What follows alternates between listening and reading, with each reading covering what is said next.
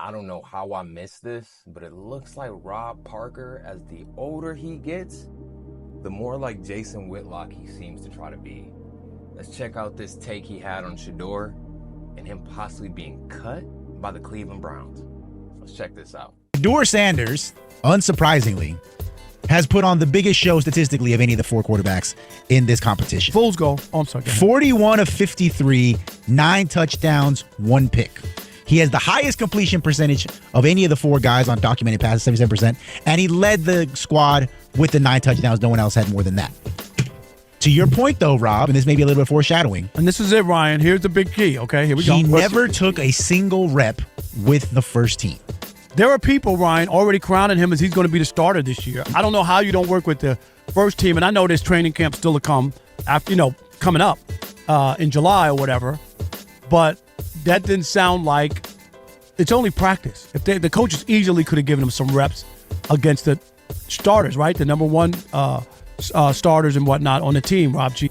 I think because they knew who he was and they did take him as a third or fourth stringer, at some point you're going to start it. Well, but they're Can you agree there? But they're saying, right, in that Mary Kay Cabot piece, Rob G, didn't they also say there's a chance that he could be cut because they can only There's keep no way. They There's can no only way. keep 3 quarterbacks. There's no way they cut Shedeur. There's no way, Rob. I'm just saying, Deshaun is on the team, right? I mean, I know he's hurt, but who are they going to keep? They're going to keep Pickett. They're going to keep Gabriel, who they drafted ahead of Shedeur. There's no way, Rob. And they're going to keep Joe Flacco. Mr. Rob Whitlock. It's funny that he doesn't try to recognize that just because these NFL teams want to win, many of them would rather lose their way than win somebody else's.